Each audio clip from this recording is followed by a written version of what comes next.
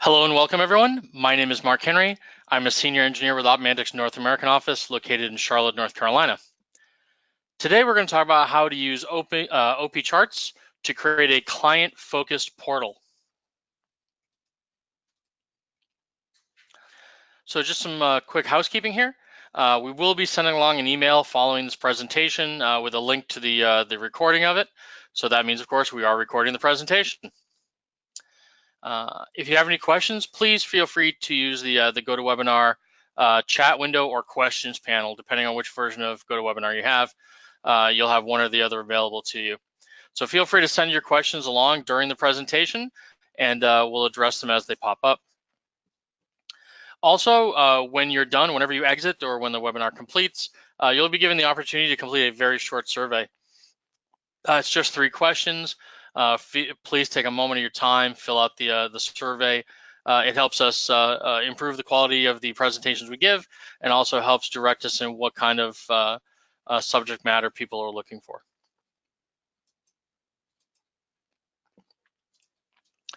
So at a very high level today, what we're going to talk about is how to leverage opMantic's opCharts dashboarding solution as a self-service dashboard for clients. We're going to talk about the features and configuration options for customizing that experience. And we're going to talk about how to configure your network and server to host a client portal securely and safely. So we are big believers in the IT service management maturity model that Gartner put out. Looking at that ITSM and where kind of self-service portals fit, they start lightly at level 1, providing problem management, processing, alert, and event management. It helps with predicting problems, of course. But really the biggest leverage factors for you that you should be looking at is what it can do to help move you solidly into level 3 and level 4, as far as helping make you IT as a service provider, help your department be able to measure and report service availability to your end users, and then also the overall value, which helps shift you into IT as a strategic business partner.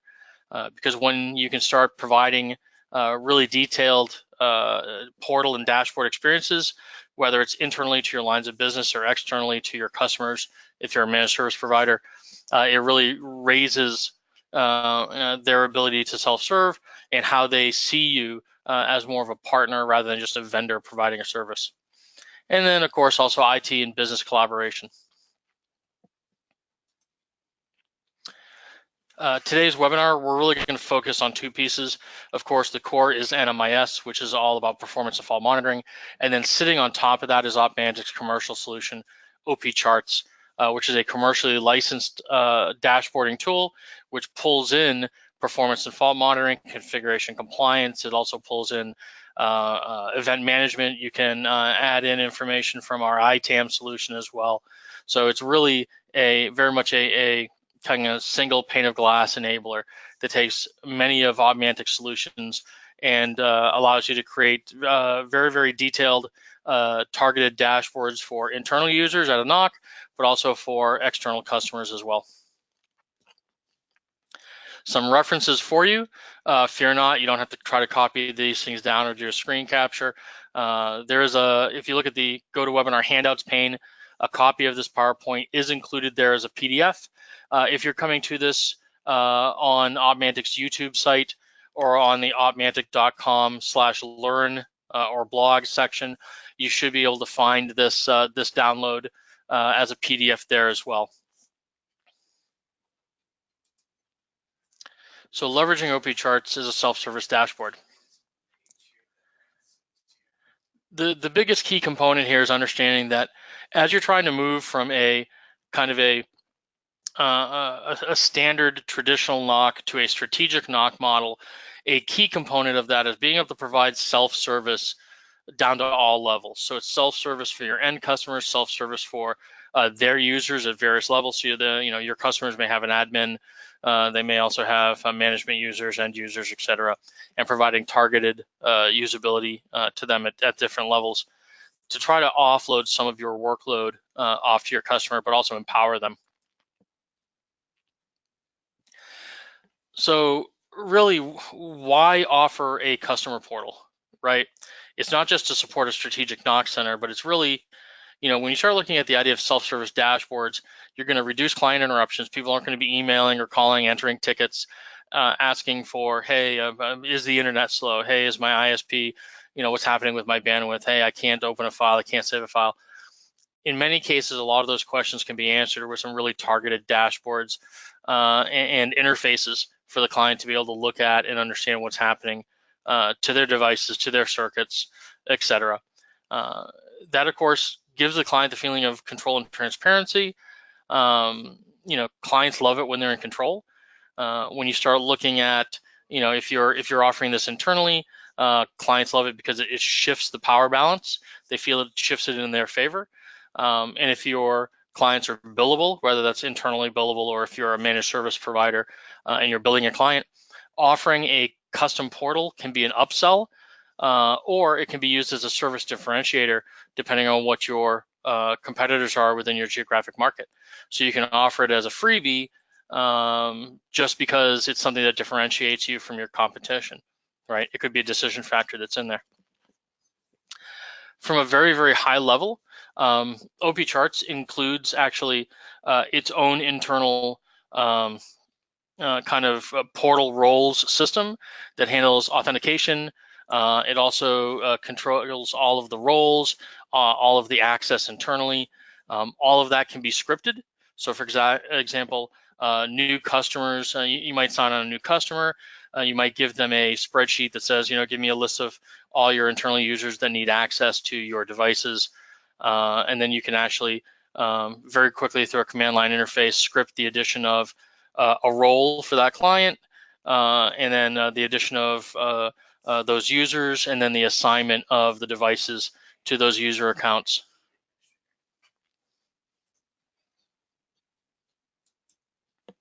So what does the thought process look like as far as how does information move along?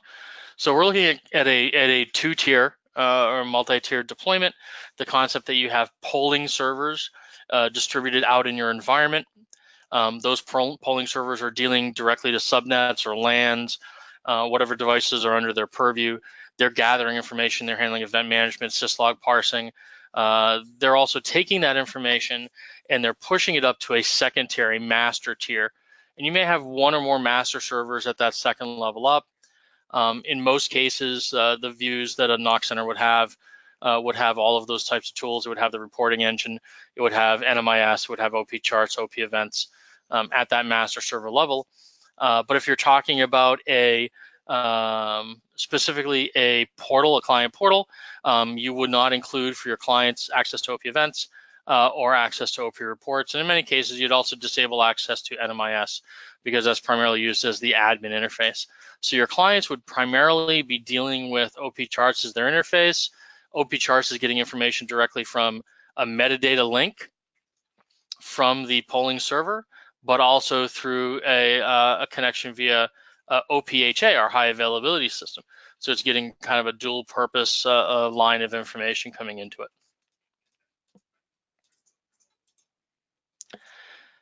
So a little more abstracted here, the concept. In this example, we have 3 polling servers. Maybe the client's deployed 2 master servers, 1 primary in their NOC, 1 at a backup disaster and recovery location, and a dedicated portal server, right? So the portal server is designed, it's dedicated as a portal server. It's configured and hidden behind a reverse proxy, and we'll touch on that a bit more later in today's session. And it's used only for your end clients, the people who are coming in and having that portal experience. And the reason for that is because you're going to configure that portal server. You're going to cut down what tools are available in the interface. You might adjust what that looks like, how you present your image, custom logos, etc., those types of things that you wouldn't necessarily want or need to do on the master servers that your NOC team use on a day-to-day basis.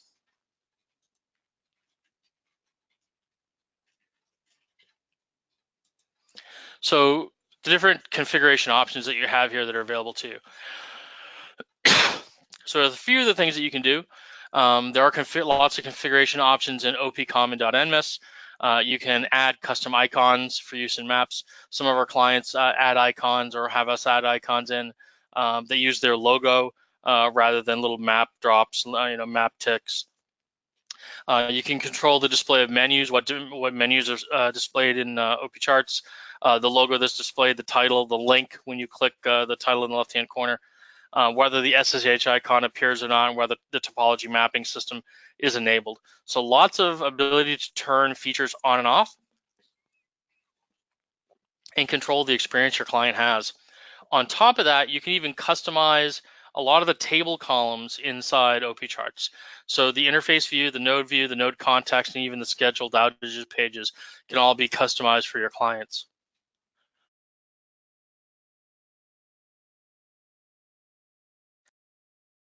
And of course, you might have custom metadata fields defined in NMIS, things like an SLA policy, kind of gold, silver, bronze. You may have defined that metadata tag in NMIS, and you may bring that across into opCharts, and you could certainly add that as a custom column in your tables as well. Link down at the bottom of the screen there, we'll go into details about customizing tables and columns, what you can and can't do currently with version 3.3 of opCharts. All right, before we move on to client portal security, what I want to do is switch over to opCharts. So I'm actually logged into opCharts currently as the default NMS user. You can see that in the top right-hand corner. I'm on the nodes view page. So again, this is one of those examples where the nodes view can be customized. So each of the columns that are here, these are all defined in a template file. That template file can be edited. You can add or remove columns to your heart's content and really make this kind of customized. Even the order of the columns can be done. Across the left-hand side, you have, of course, the node filter system. The node filter uses those metadata tags I mentioned a moment ago from NMIS. NMIS comes with 7 or 8 predefined. Here's an example of one here. We have the SLA tag. If you're interested in understanding how to build these out, Paul McClendon did a fantastic blog write-up a couple months ago. You can get from opmantic.com. Go to the Learn section in there. He did a fantastic write-up on how to create these in NMIS, and then how to bring them on over into opCharts and then populate these in the filter window. So we have this layout here in opCharts. Again, I'm logged in as the default NMS user, which happens to be an admin account. To create local users, you would first create a portal role. Generally speaking, you wouldn't create one portal role for all users across different companies. From a practicality standpoint, what I would do is I would create a portal role for each of the customers I had, and then assign users within that customer to that role. If you needed to provide different levels of access between different users at the same company, I might create, for example, let's say I had a customer, the Widget Corporation. I might create widgetco_admin and widgetco_user as 2 different roles. And let's just take a look at what that role looks like. So I've created a portal role here, or a role here named portal role. I've given it the name or a description. This is a sample role used by a portal user. And I've assigned one user to this role, or one user has this role assigned to it. And the user's name happens to be portal. It could certainly be George or Phil or Ringo, but I named it portal because I don't have much imagination. So I've created a role. And again, you would create a role for each individual customer. You might create more than one role per customer if you want to provide different levels of access. After you create a role, the second thing that you do is create portal users. And as a reminder, again, both creating roles and creating users can be done at the command line in bulk. So if you have something like a CSV with your usernames in it and your passwords and stuff, you can actually cycle through that, create a small script, call the CLI command, and create those roles, and then create users and assign them to those roles. Again, you need to create the roles first. You cannot create a user and assign it to a role which does not exist yet. The CLI command will fail, of course. So here I have a portal user. I have assigned it a role. User accounts can only be assigned one role, so you can't stack up multiple roles.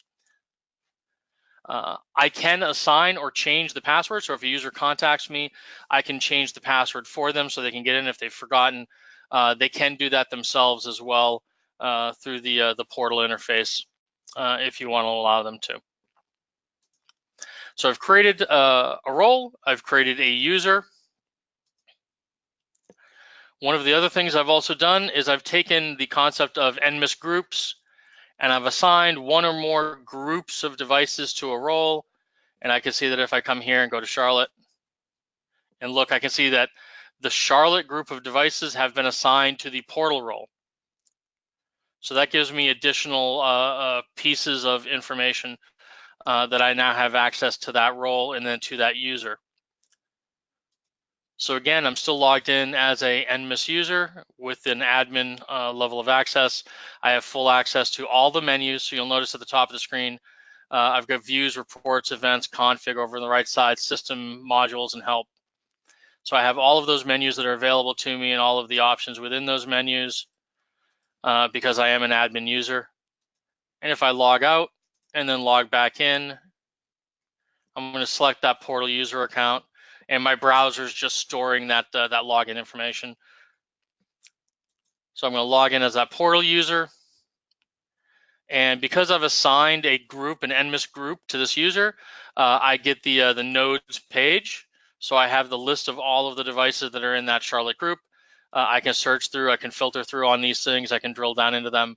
I did mention that you can control the SSH icon. That's all controlled through opcommon.nmis. I can actually turn that off for users on the portal so that those icons don't exist. In most cases, I don't want my end users clicking a button and then SSHing into a router and being dropped off at a router interface. So I would necessarily turn those off. I would also, in many cases, turn off the view and network map and view and geographic map buttons at the top of the screen. You'll also notice that this leaves me down with just a couple of options here on the menu. I no longer have options into OP reports, OP config, OP events, and I've lost the modules menu option on the right-hand side as well. So those are all gone because I've logged in as a portal user. Those are already turned off. One of the things I have done when I was logged in as the NMIS admin user, I selected several resources, several maps, and I said, I want to make this map available to this user. And so you can see that I now have the maps option here. I can come down in, I can see, for example, we can load the weather Charlotte NC map. And I can see a nice little graphical depiction of the local weather here. And if we take a look at, I have a second version of that, which has a slightly different view, and it has, of course, an icon on it that's live. It shows me the health of these pieces. So I can make this as complex as I want. If I wanted to do a geographic map, a regional map, a global map, if I wanted to make multiple sites available to my client, whatever makes the most sense for that end user. And I can do much the same for dashboards or individual charts and services, and even viewpoints down to interfaces on a specific device.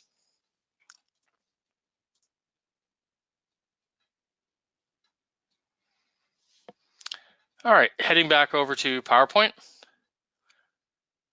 So we've talked about the bits and pieces, what can be done, how it's organized, how data moves between the different layers from a polling server to a master server or a portal server, the types of different features you can enable or disable on a portal server. Now the question is, how do I make this available to my end client?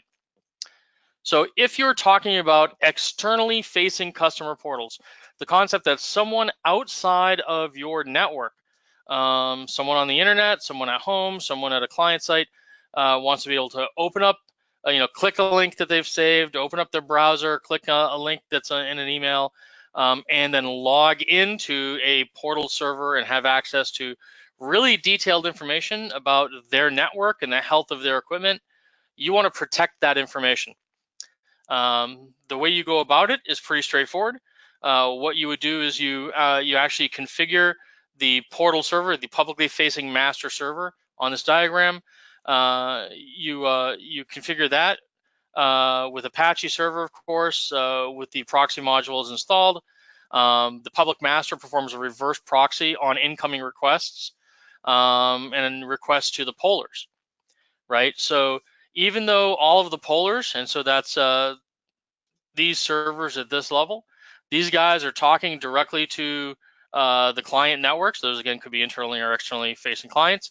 And they're reporting back both to the internal NOC master and also to the publicly facing master, or what we call the portal server.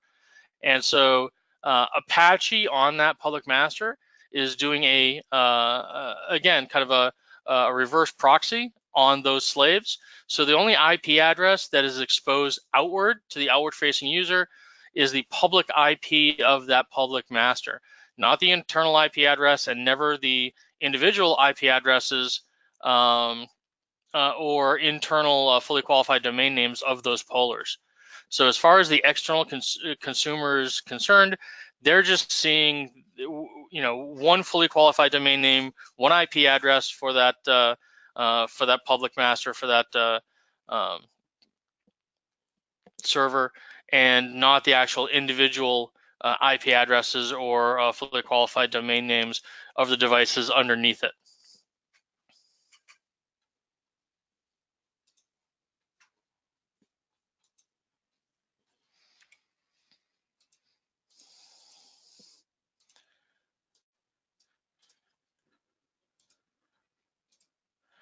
All right. Well, thank you, everyone. That concludes today's session on how to configure a publicly facing client portal using opCharts. I know it's been a bit of a whirlwind presentation today, but it is actually a fairly straightforward and simple process. It is very well documented on Opmantic's wiki inside the opCharts section. The links for it are, again, included in this presentation, which you can either download now while the GoToWebinar is still open from the handouts panel, or you'll be able to get within the next 24 hours or so directly from the opmantic.com website. Select Learn from the menu, and we've got tons and tons of webinars, blog posts, engineering documents up there, as well as our wiki as well to help you along. Thank you again for your time. I look forward to talking to you soon. Cheers.